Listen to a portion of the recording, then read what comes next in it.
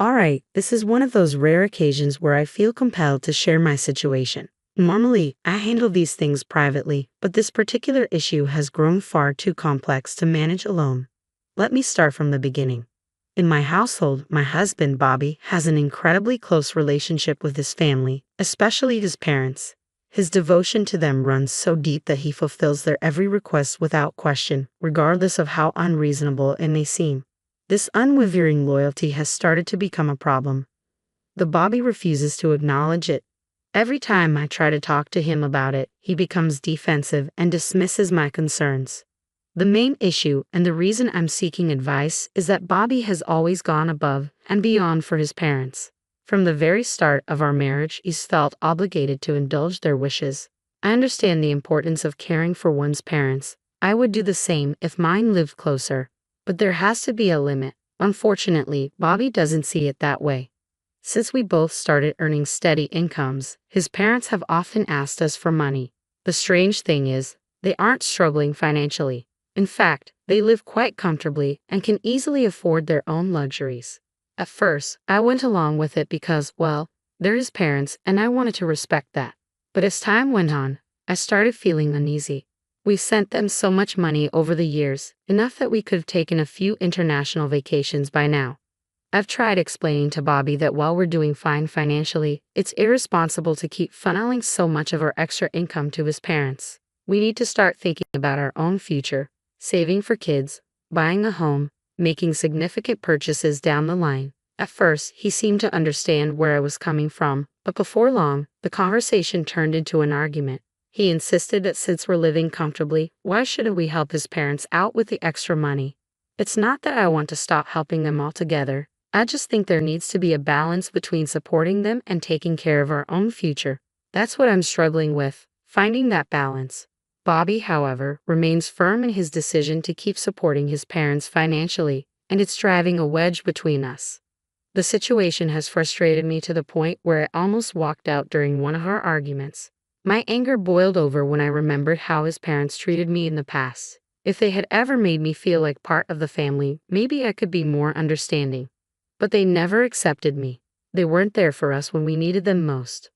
I can still remember when Bobby and I were just starting out, fresh out of college, and barely making ends meet. We went to his parents, hoping for a little help to buy our first home, only to be met with cold refusal. They didn't even take a moment to consider our situation. Instead, we were lectured about adult responsibilities and how we needed to learn to save for ourselves. It was less about offering guidance and more about dismissing our struggles entirely. And now, years later, here we are, sending them money they don't even need, while Bobby refuses to see the bigger picture. Despite my frustrations, I don't know how to get through to him. I bit my tongue, choosing to keep my thoughts to myself. It was disheartening to see Bobby's parents so unwilling to help their own son, but I resigned myself to accept their decision if Bobby could make peace with it. However, the issue resurfaced about a year and a half ago when I inherited a house from my mother. It was a lovely property, but it needed major renovations. While we had saved some money, it wasn't nearly enough to cover the necessary repairs. This recurring pattern, needing financial assistance and being repeatedly rejected by Bobby's parents, who nonetheless had no issue asking us for money, began to strain how I viewed our relationship dynamics. The constant tug of war over finances exposed a painful imbalance. They were more than willing to take from us but refused to offer help when we needed it most. Faced with the challenge of making the inherited house livable, we decided to approach his parents again, hoping this time they might be willing to lend a modest sum. Unfortunately, they refused once more. This time, they told us to stop asking for their money and to figure things out on our own. They even suggested I sell the house, dismissing it as a waste of space and something that looks like crap.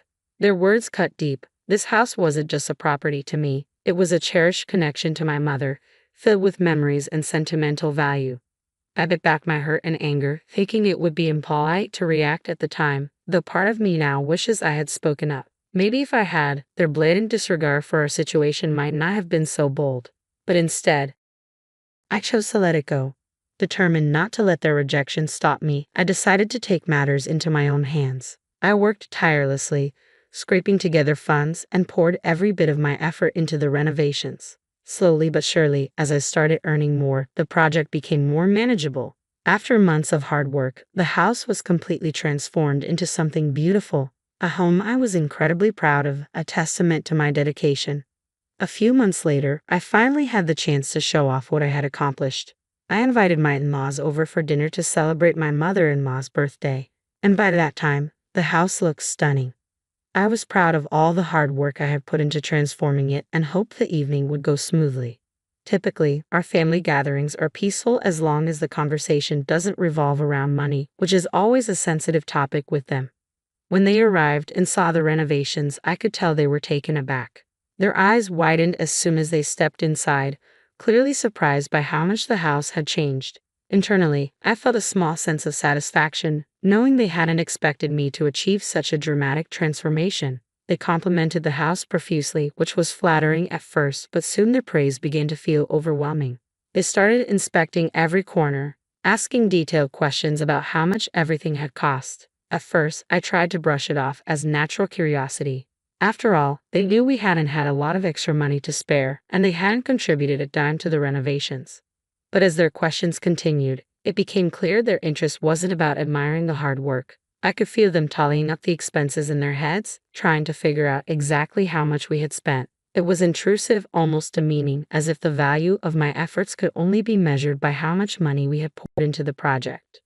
The dinner itself started off well enough, with light, enjoyable conversation, but things quickly shifted when my mother-in-law brought up the subject of dream vacations. She asked me about my ideal getaway, but I could tell by her tone and her disinterested expression that she wasn't really listening. It felt like she was just waiting for me to finish speaking.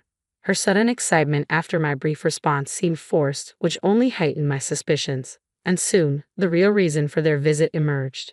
They wanted us to help finance a vacation home. After years of refusing to help us when we needed it, here they were, asking us to contribute to a luxury they desired, a vacation home, no less.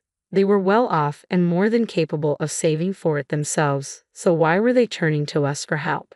It became clear that they had assumed, based on the renovations I had managed to complete, that we must be flush with cash. Nothing could have been further from the truth. When I asked them to explain why they needed a vacation home, their answer was simply that they were bored and wanted a change of scenery for weekends. I was shocked by their sense of entitlement.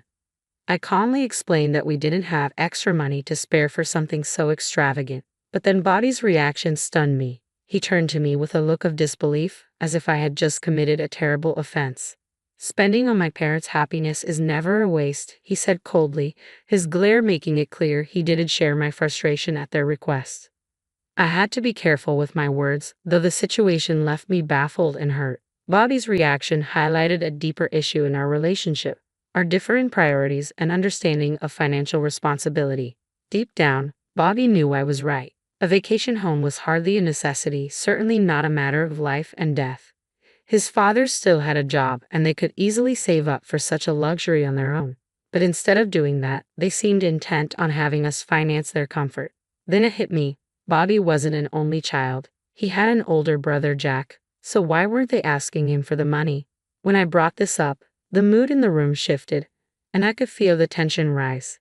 It turned out they didn't want to burden Jack because he wasn't as financially stable, or so they claimed. He had children, they argued, and his expenses were focused on his family. I pointed out that Jack's financial situation wasn't all that different from ours. He earned about the same, but his money went toward his children. I mentioned that Bobby and I planned to start a family soon, and continually supporting his parents could jeopardize our ability to provide for our future kids. Their response was dismissive. Since we didn't have children yet, they argued we should have plenty of funds to spare. What followed was an onslaught of emotional manipulation, though it wasn't directed at me. They knew I wouldn't bend. Instead, they aimed their pleas at Bobby, lamenting their loneliness and boredom now that both of their sons were busy with their own lives. They painted the vacation home as a solution to their isolation, and Bobby, always the dutiful son, swayed by their emotional appeal. I found myself in a delicate situation, trying to navigate these increasingly fraught discussions without letting my in-laws realize they had backed us into a corner. But things took a drastic turn just a week ago.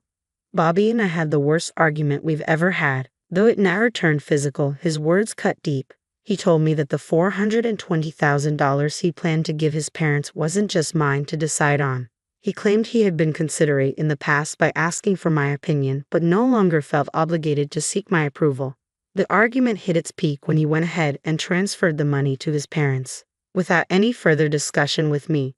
I only found out when my mother-in-law casually mentioned receiving the funds as if it were no big deal. I was furious, not just about the money, but about the blatant disrespect for our shared decision-making in our marriage. Bobby's secretive actions left me feeling deeply betrayed, sparking a fierce debate over our financial priorities and the respect we owed each other. He knew I opposed his decision, yet he went ahead and donated the entire $420,000 he had saved over the years to his parents, leaving us with nothing. When I confronted him and urged him to retrieve the funds, he dismissed me outright, insisting he would manage his relationship with his parents on his own. Despite my reminders that significant financial decisions should be made together, he wouldn't hear it. Our disagreement seemed to have worn him down. In the heat of our argument, he shockingly threatened me with divorce. He shouted that if I interfered with his choice to support his parents financially, he would leave me. The absurdity of it hit me hard. I had stood by him through every high and low, and now he was willing to abandon our marriage for the sake of his parents' desires over our shared future. I couldn't help but question whether he cared at all about the plans we had made together. Building a life, having children, and finding happiness as a unit. It seemed to me that none of it mattered to him anymore. His focus was solely on fulfilling his parents' wishes while I felt neglected and sidelined. In a moment of anger, he stormed out, slamming the door behind him. A week has passed since that day, and he hasn't come home. Despite my countless texts, calls, and voicemails, he continues to ignore me or leave me hanging. The hurt runs deep.